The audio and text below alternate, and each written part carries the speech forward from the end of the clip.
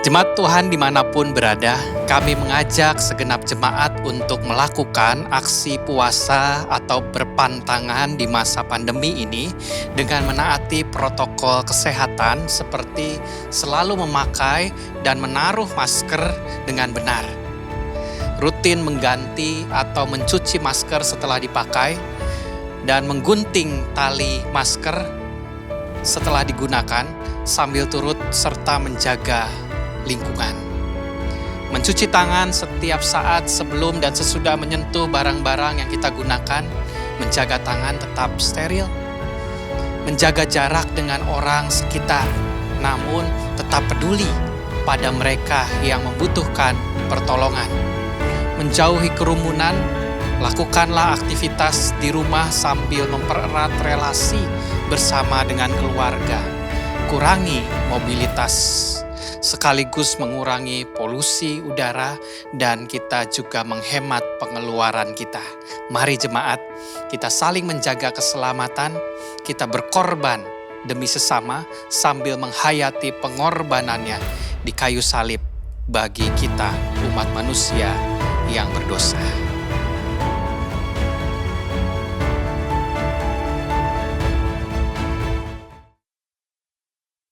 Shalom jemaat Tuhan, marilah mempersiapkan hati untuk masuk ke dalam ibadah Prapaskah kelima. Pelayan firman oleh Bapak Pendeta Emeritus B.J. Siswanto dengan tema Ditarik oleh Anugerahnya. Mari bersaat teduh.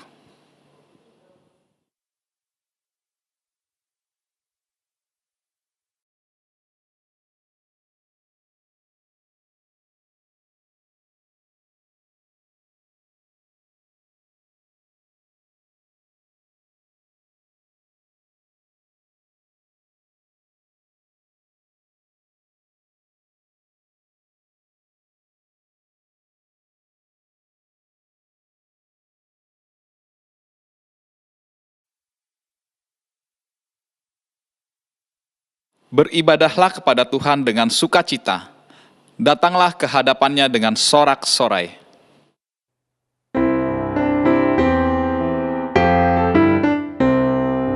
Mari sembah Allah yang akbar, agungkanlah karyanya besar. Allah berkuasa di atas isi dunia, patutlah semua memuji namanya. Mari sembah Allah yang akbar.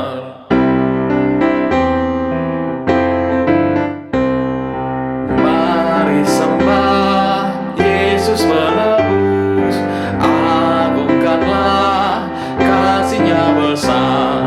Yesus rela mati di salib di Golgota, hingga manusia terhapus dosanya. Mari sembah Yesus penebus.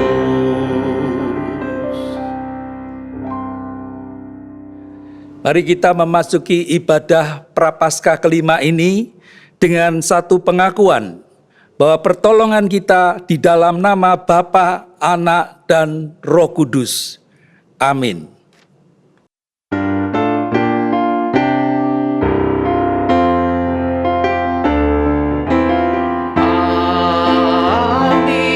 Amin,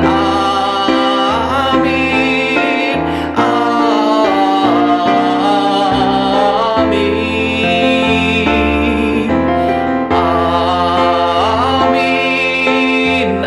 amin, amin, amin, amin.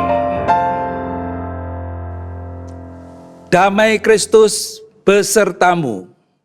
Dan besertamu juga. Jemaat yang terkasih, biasanya setiap toko akan memiliki strategi tentang bagaimana cara terbaik untuk menarik orang datang. Apakah dengan cara memberikan diskon atau promo, beli satu, dapat satu, atau dengan cara lain. Usaha yang dilakukan oleh pemilik toko itu bertujuan supaya orang dapat tertarik untuk belanja di tokonya itu. Jika kita berbicara tentang Tuhan Yesus, maka ia pun berusaha agar kita umatnya bisa tertarik melalui anugerah keselamatannya. Maka mari kita terima uluran anugerahnya dengan sukacita.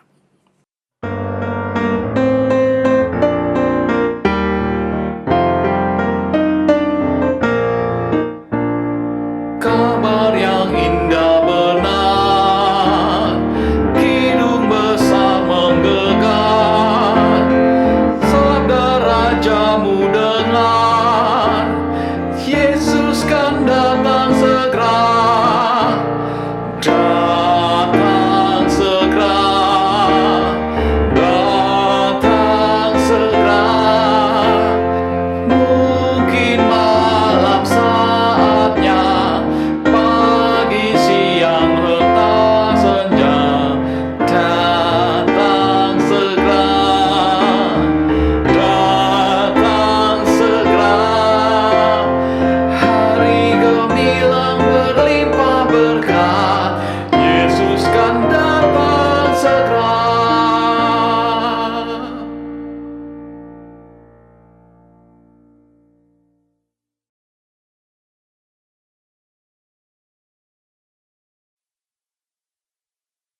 Lilin yang dipadamkan menunjukkan bahwa sebagai manusia, seringkali kita gagal mewujud nyatakan terang Kristus.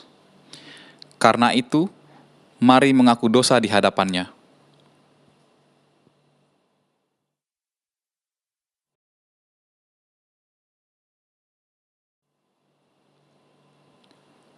Sesungguhnya kami tidak layak menghadap-Mu ya Tuhan Allahku.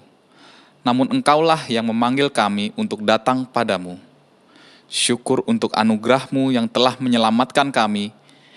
Mampukan kami untuk selalu hidup dalam anugerah-Mu. Demi Kristus Tuhan yang telah menebus kami. Amin.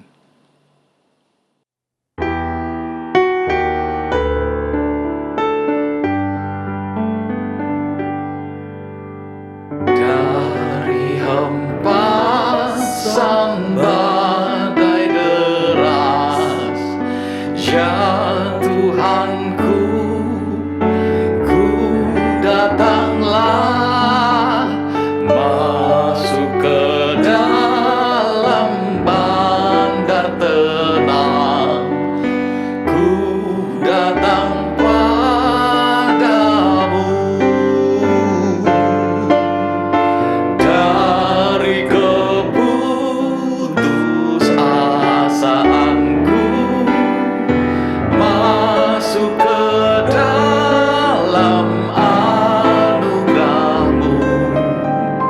Dalam susahku aku datang, ya Yesus Tuhanku.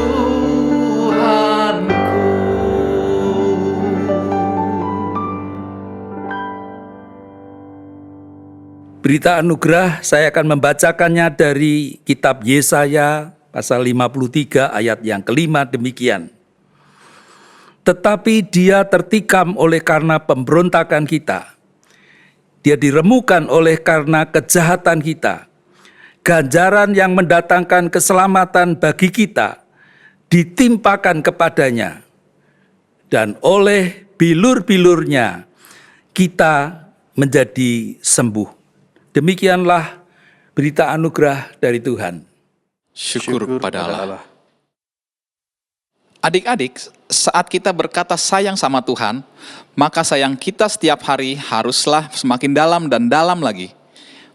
Nah, mari ajak papa, mama, opa, oma, dan semua saudara untuk menyatakan cintanya kepada Tuhan lewat pujian I Love You, Jesus.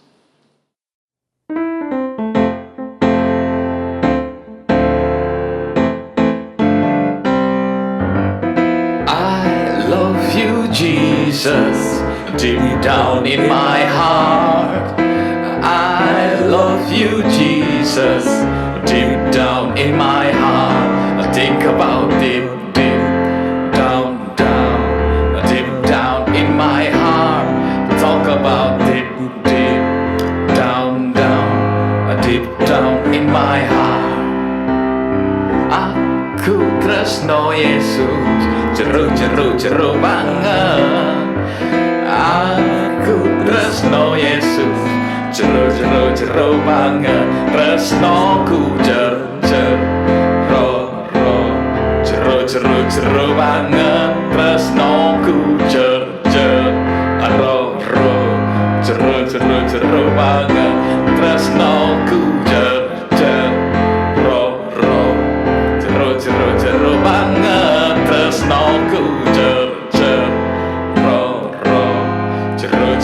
jero banget.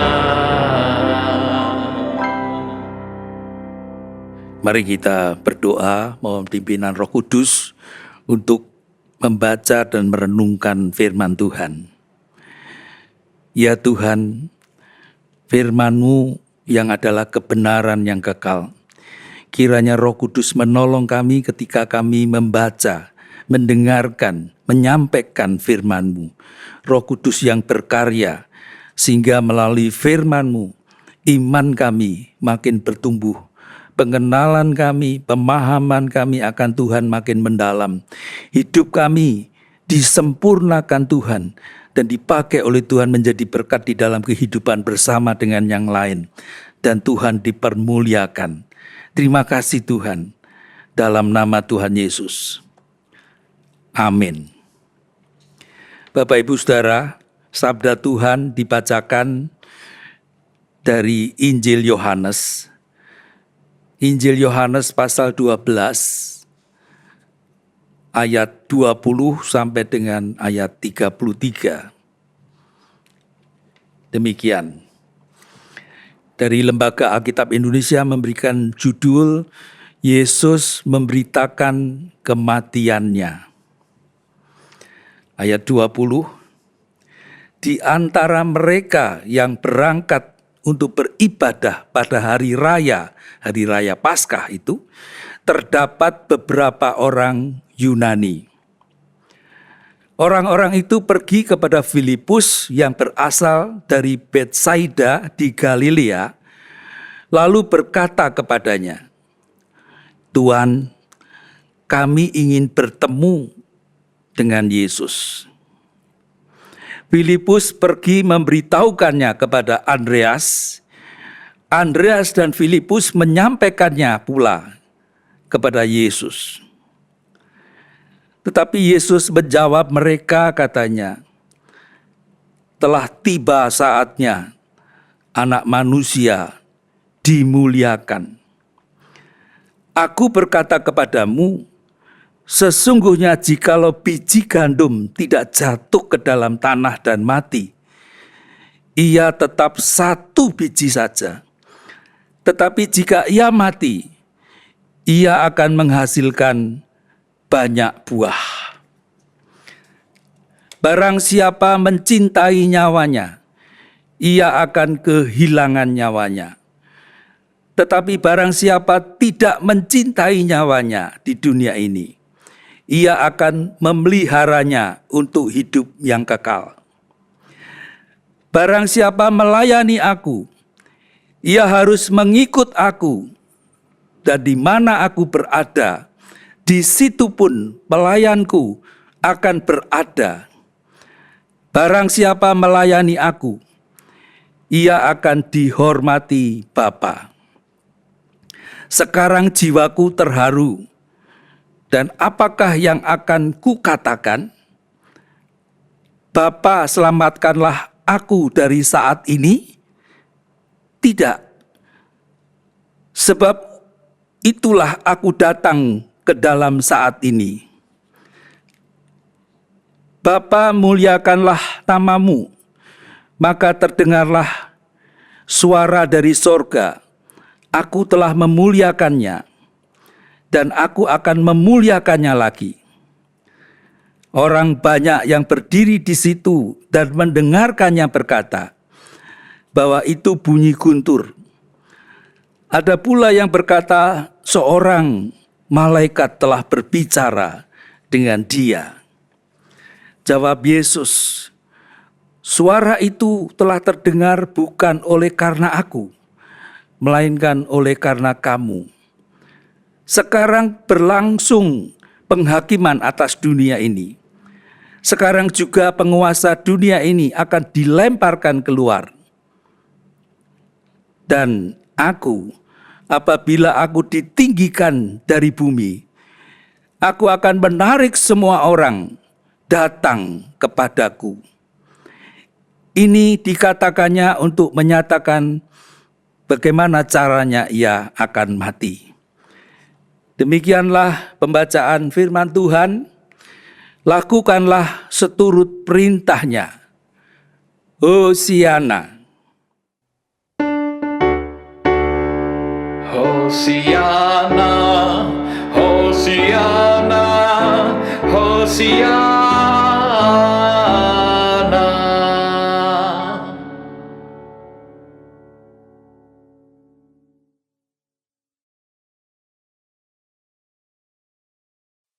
Shalom Bapak Ibu dan semua saudara.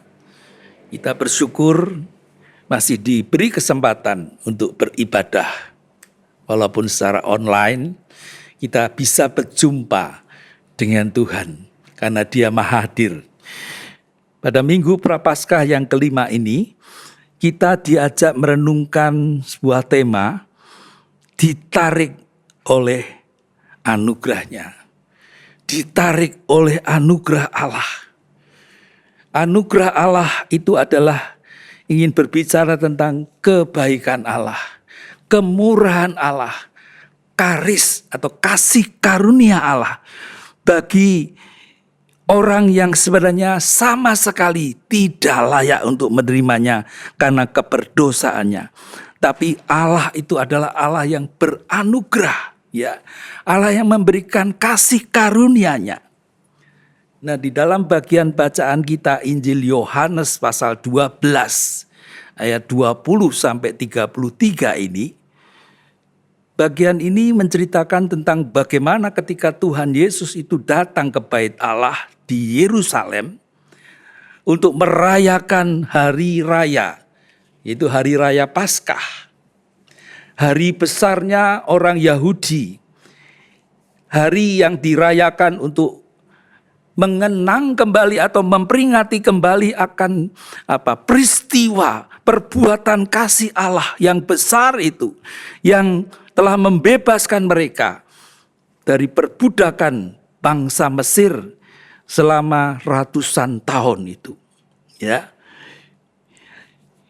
Dan diceritakan di dalam bagian ini, ada banyak orang yang datang untuk mau ikut beribadah, merayakan Paskah bersama dengan Tuhan Yesus. Disebutkan di antara orang banyak itu, ada juga beberapa orang Yunani, ya, orang Yunani.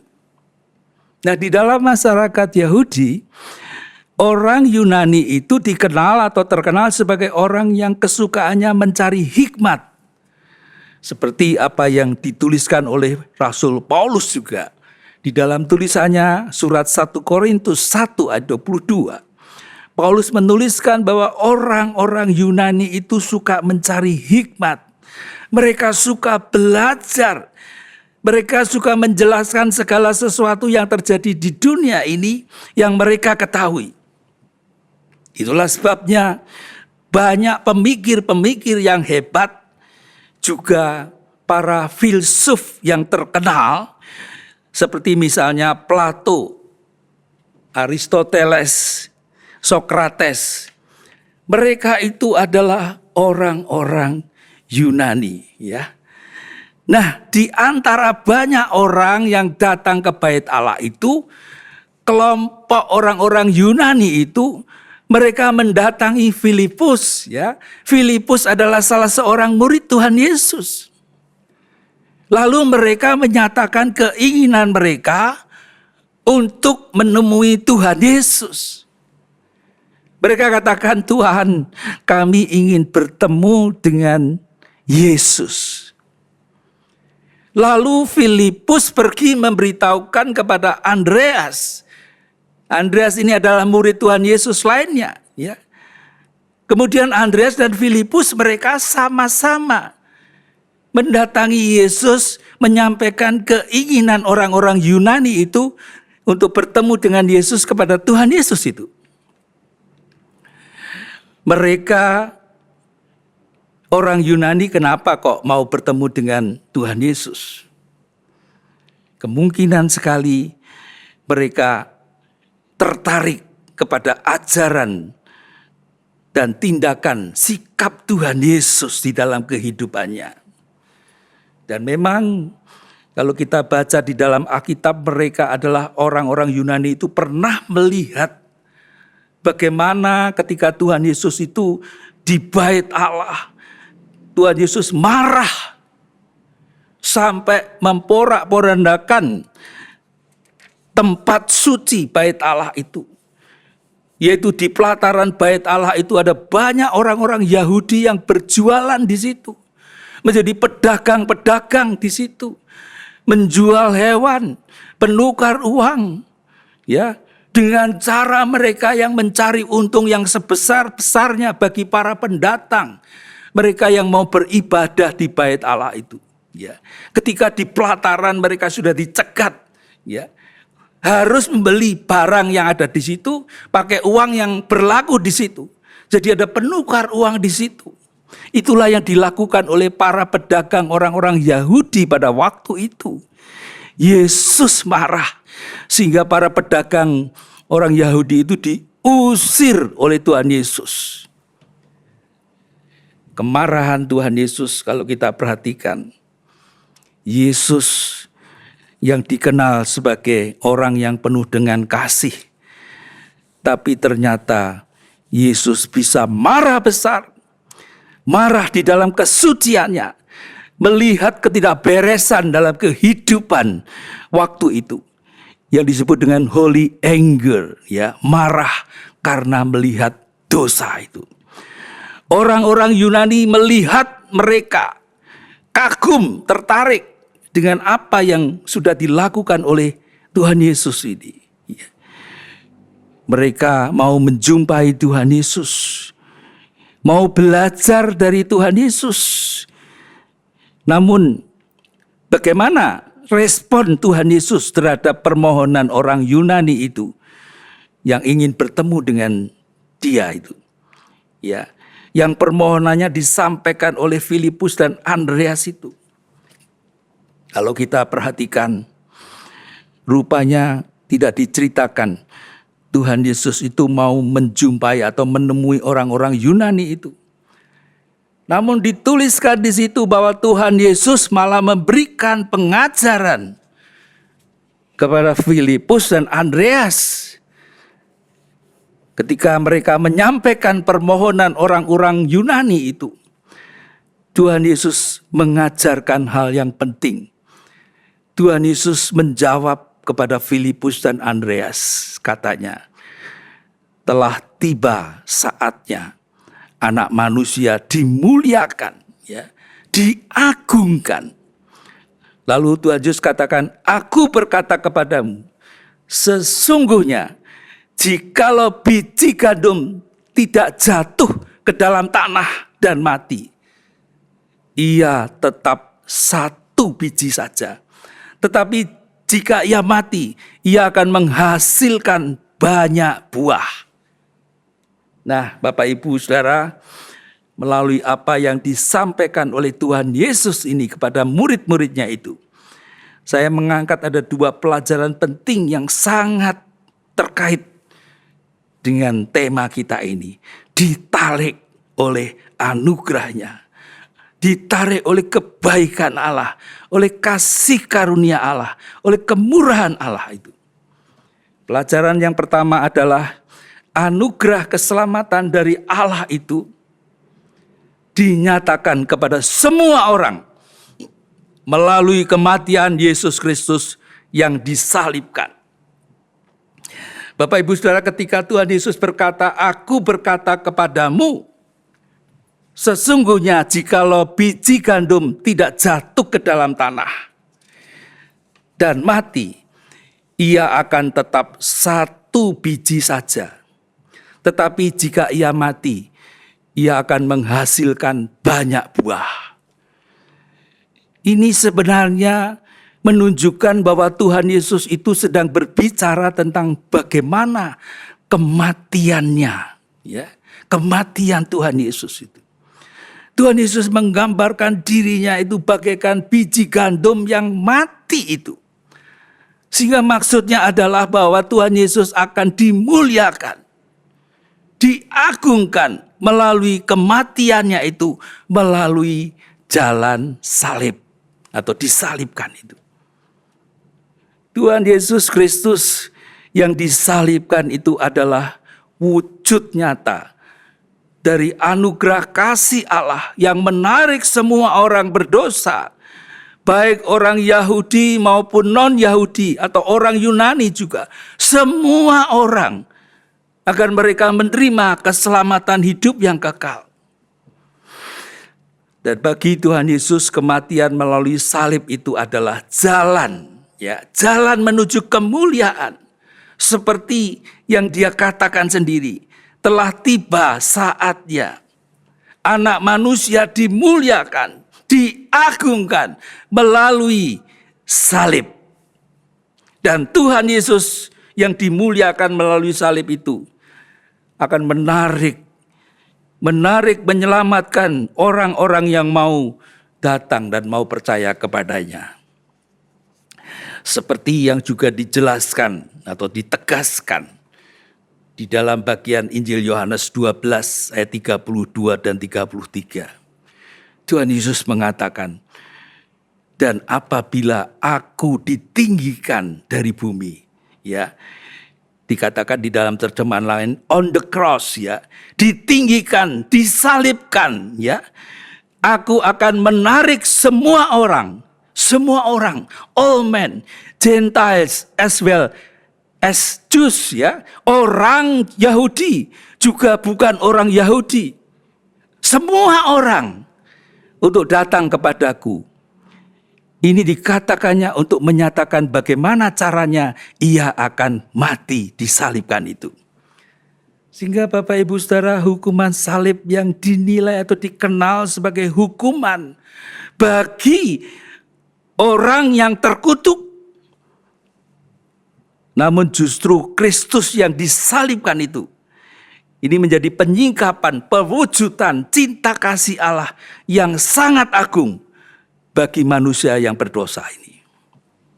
Bapak Ibu Saudara, melalui peristiwa Tuhan Yesus Kristus yang disalibkan itu, kuasa cinta kasih Allah yang begitu besar dan agung itu menarik semua orang, siapapun kita, orang Yahudi, Yunani, ya, non-Yahudi itu, untuk menerima keselamatan hidup yang kekal. Seperti kalau kita perhatikan di dalam surat-surat yang ditulis oleh Paulus.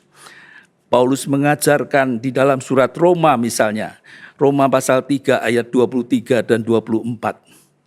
Dikatakan semua orang itu adalah orang yang sudah berbuat dosa. Ya, semua orang, ya.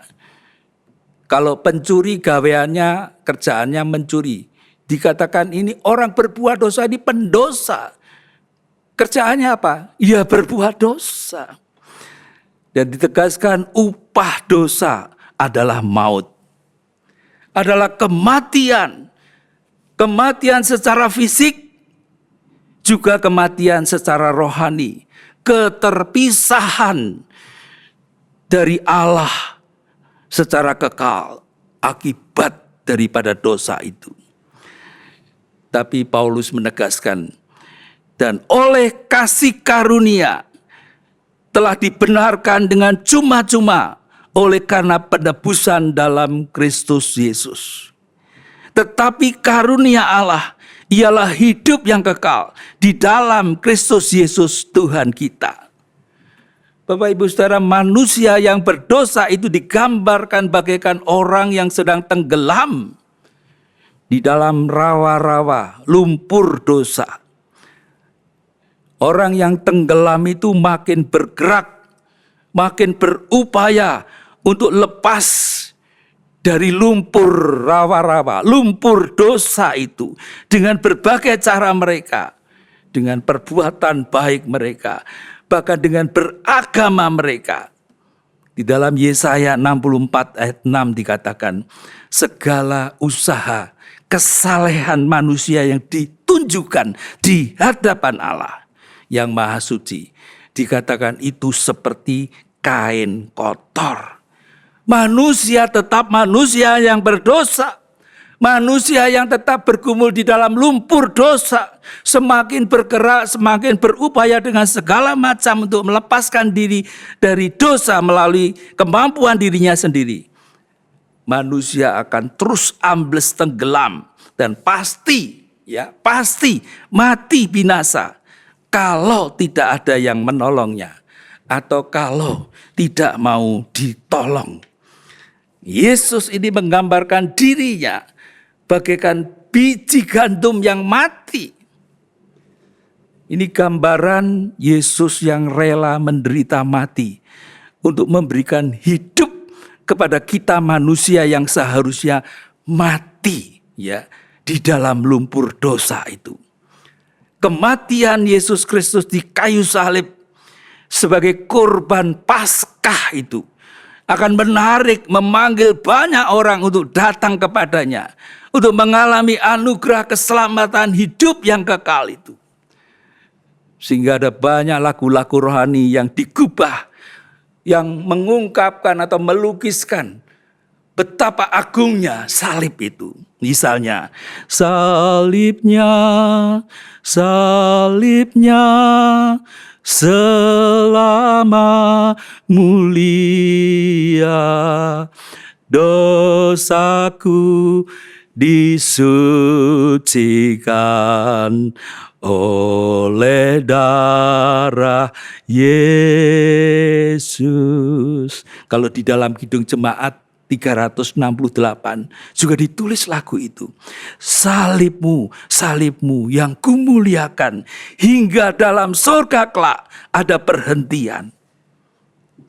Pelajaran pertama dari bacaan ini, apa yang disampaikan oleh Tuhan Yesus menunjukkan anugerah keselamatan Allah itu dinyatakan kepada semua orang melalui kematian Yesus Kristus yang disalibkan. Pelajaran yang kedua, anugerah keselamatan kasih Allah yang dinyatakan di dalam kematiannya Yesus Kristus di kayu salib itu bukan hanya menarik semua orang, tetapi juga memanggil semua orang, memanggil kita yang telah mengalami kasih Allah di dalam Yesus Kristus ini. Saudara dan saya, kita semua, untuk kita mau bersaksi tentang kasih Allah di dalam Yesus Kristus itu kepada dunia ini. Bapak Ibu Saudara, ketika Tuhan Yesus berkata, "Aku berkata kepadamu, sesungguhnya jikalau biji gandum tidak jatuh ke dalam tanah dan mati, ia tetap satu biji saja. Tetapi jika ia mati, ia akan menghasilkan banyak buah." Kata-kata Tuhan Yesus ini sebenarnya juga ditujukan kepada siapapun kita, saudara dan saya, para murid Yesus Kristus, bahwa kita juga dipanggil agar kita juga mau mengikuti cara hidup seperti yang telah diajarkan dan diteladankan oleh Tuhan Yesus Kristus, yang digambarkan seperti biji gandum yang jatuh ke dalam tanah dan mati, agar hidup kita berbuah bagi kasih Kristus, berbuah untuk menyebarkan kasih Kristus, sehingga melalui kehidupan kita ada banyak orang yang juga mengalami anugerah Allah di dalam Yesus Kristus, menerima keselamatan kehidupan yang kekal di dalam Yesus Kristus. Rasul Paulus pernah menuliskan suratnya di dalam kepada jemaat di Korintus. Dikatakan di dalam 2 Korintus pasal 3 itu, Paulus menegaskan, kita ini adalah surat Kristus yang terbuka. Artinya hidup kita di dalam Kristus adalah seperti surat yang terbuka yang dibaca oleh orang lain, oleh sesama kita, di tengah keluarga kita, di tengah kehidupan kita, di masyarakat, di gereja kita, dimanapun kita. Saudara dan saya adalah surat-surat Kristus yang terbuka, yang dibaca. Apakah orang yang melihat, yang membaca itu melihat bahwa ada Kristus di dalam kita? Tuhan Yesus mengatakan, barang siapa mencintai nyawanya, ia akan kehilangan nyawanya. Tetapi barang siapa tidak mencintai nyawanya di dunia ini, ia akan memeliharanya untuk hidup yang kekal. Bapak, Ibu, Saudara, ini adalah panggilan bagi kita untuk kita mau berkorban. Ya, berkorban demi mewartakan dan menyatakan kasih Kristus itu kepada dunia. Panggilan seperti ini jelas bukan panggilan yang menarik bagi dunia, bagi kebanyakan orang Kristen, bahkan mungkin juga bagi kita. Gak menarik panggilan menderita itu. Kalau dunia lebih menawarkan hal yang instan, yang mudah, yang enak, yang nyaman, justru Tuhan Yesus mengatakan dan menawarkan panggilannya berlawanan, ya, berlawanan dengan konsep dunia ini, berlawanan dengan banyak hal yang dicari oleh orang-orang dunia ini. Karena Tuhan Yesus mengatakan, setiap orang yang mau mengikut aku, setiap orang yang mau mengikut Tuhan Yesus, ia harus menyangkal dirinya. Artinya berani berkata tidak kepada dirinya sendiri dan berkata ya kepada kehendak Allah. Ya, berarti harus berani melupakan ego, ya, di dalam berelasi dengan yang lain, memikul salib lalu mengikut Tuhan Yesus. Artinya ada harga yang harus dibayar, ya. Mau menjadi seperti biji gandum yang harus mati dulu dipendam supaya menghasilkan banyak buah, yaitu buah kasih Kristus. Meniru teladan Kristus seperti yang ditulis juga oleh Yohanes yang menceritakan tentang Yohanes Pembaptis. Di dalam Yohanes 3 ayat 30.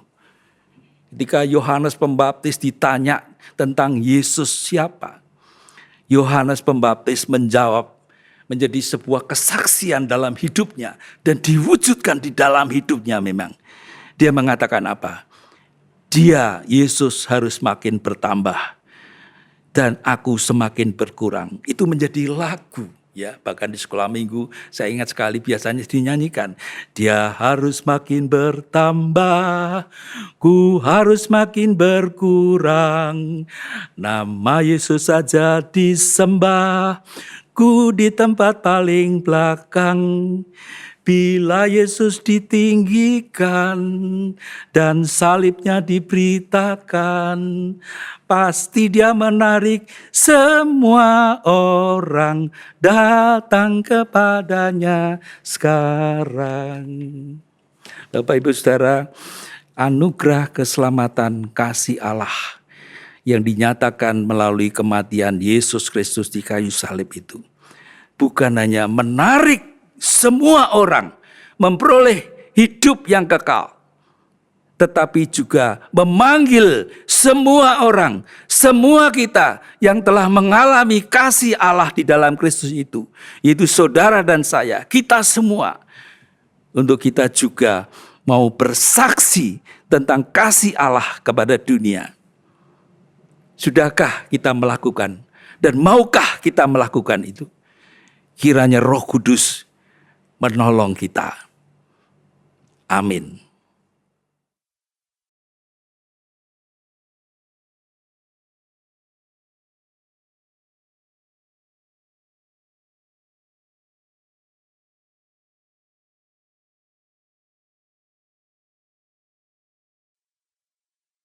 Jemaat yang terkasih, mari Dengan hati yang tertuju pada Tuhan, mari bersama kita ikrarkan pengakuan iman kita seturut pengakuan iman rasuli yang berbunyi demikian. Aku percaya kepada Allah, Bapa yang Maha Kuasa, Khalik langit dan bumi, dan kepada Yesus Kristus, anaknya yang tunggal Tuhan kita, yang dikandung daripada Roh Kudus, lahir dari anak darah Maria, yang menderita sengsara di bawah pemerintahan Pontius Pilatus, disalibkan, mati dan dikuburkan, turun ke dalam kerajaan maut. Pada hari yang ketiga, bangkit pula dari antara orang mati, naik ke surga, duduk di sebelah kanan Allah, Bapa yang Maha Kuasa, dan dari sana Ia akan datang untuk menghakimi orang yang hidup dan yang mati. Aku percaya kepada Roh Kudus, gereja yang kudus dan am, persekutuan orang kudus, pengampunan dosa, kebangkitan orang mati, dan hidup yang kekal. Bapak Ibu Saudara, mari kita menaikkan doa. Kami bersyukur untuk firman-Mu ya Tuhan, yang mengingatkan kami akan anugerah kasih-Mu di dalam Yesus Kristus, yang menarik kami orang yang berdosa, sehingga hidup kami menjadi hidup seperti yang Engkau kehendaki. Kiranya Roh Kudus menolong kami semuanya. Terima kasih Tuhan. Saat ini kami bersama-sama mendoakan untuk jemaat-Mu yang sedang lemah tubuh, yang sedang sakit, yang sedang dirawat di rumah, atau mungkin di rumah sakit. Kiranya tangan Tuhan yang berkuasa itu, yang akan menjamah menguatkan mereka, bahkan berkuasa untuk memulihkan kesehatan mereka. Terima kasih Tuhan. Kami juga berdoa untuk mereka jemaat yang sudah lanjut usia, di tengah-tengah rasa sepi sendiri, di tengah banyak orang. Mereka membutuhkan kekuatan, penghiburan dari Tuhan sendiri. Kami berdoa untuk orang-orang yang harus merawat mereka, yang mendampingi mereka. Biarlah cinta kasih-Mu tersalur melalui mereka, bagi mereka yang sudah lanjut usia ini. Terima kasih Tuhan, kami juga masih terus mendoakan di masa pandemi ini. Banyak sekali perubahan yang terjadi di segala bidang kehidupan.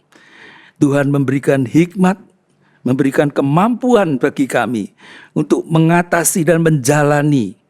Kami berdoa untuk orang-orang yang terpapar oleh virus corona.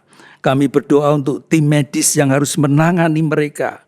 Tuhan lindungi, Tuhan memberikan kekuatan bagi mereka. Kami juga berdoa untuk hikmat menerapkan protokol kesehatan bagi masyarakat.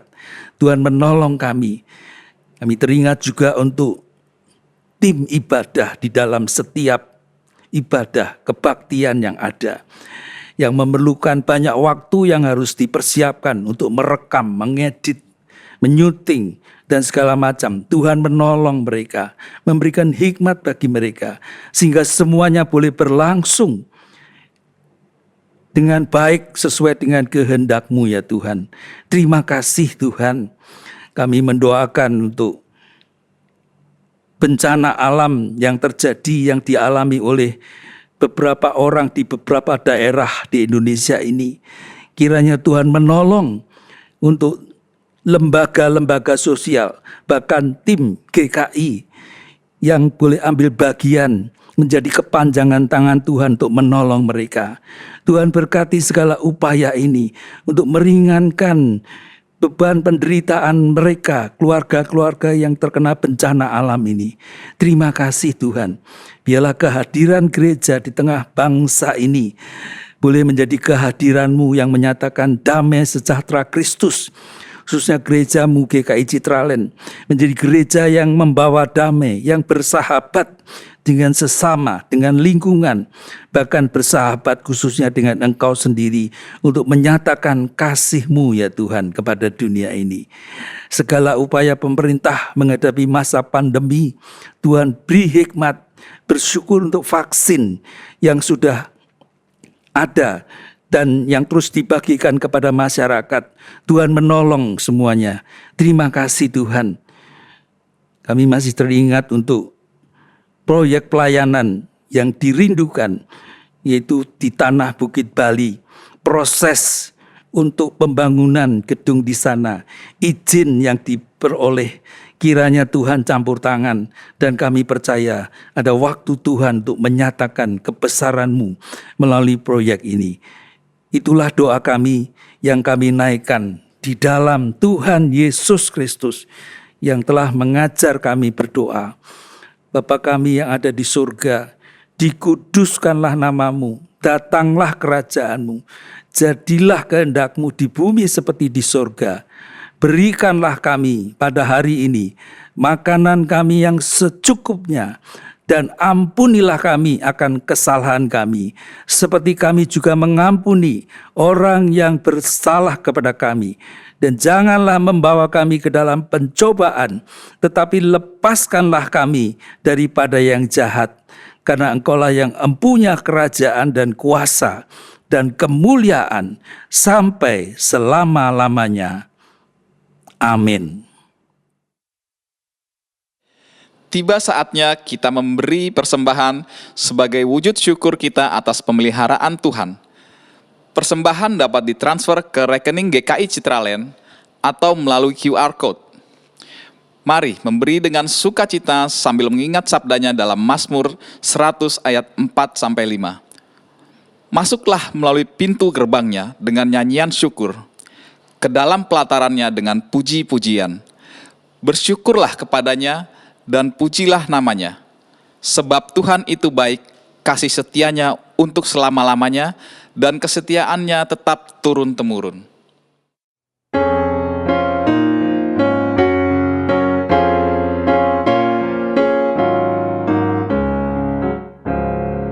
Dulu ku mencari hanya karunia, kini ku beroleh yang memberikannya.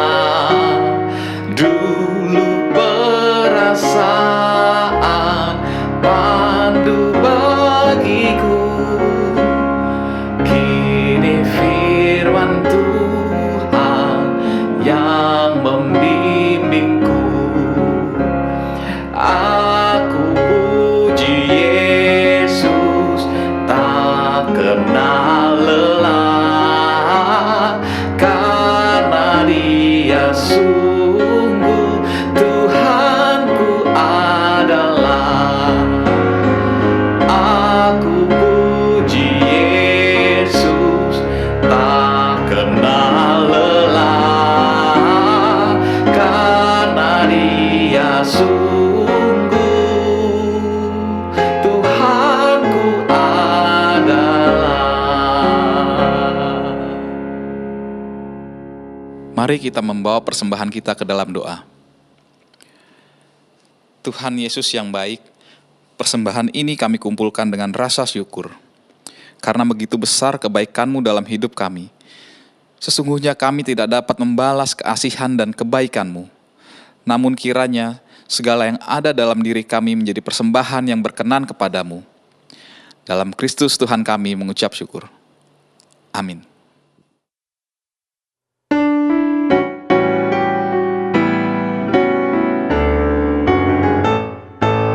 Tuhan menetapkan langkah-langkah orang yang hidupnya berkenan kepadanya.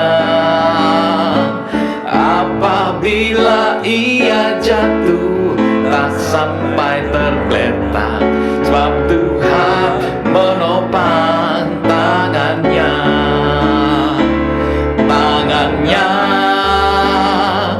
Tangannya, sebab Tuhan menopang tangannya.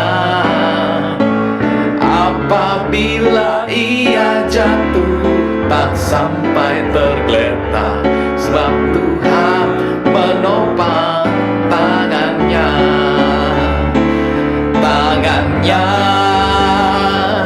Tangannya, sebab Tuhan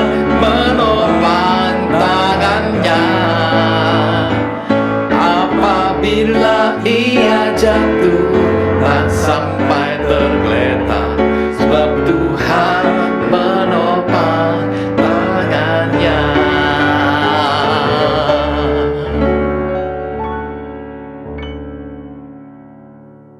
Kembalilah dalam kehidupanmu sambil tetap mengarahkan hati kepada Tuhan dan terimalah berkat-Nya.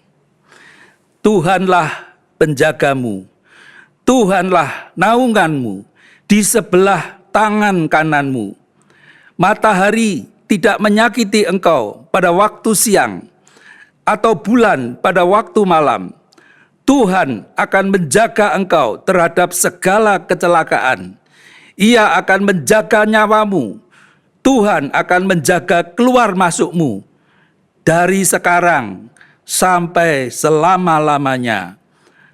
Amin.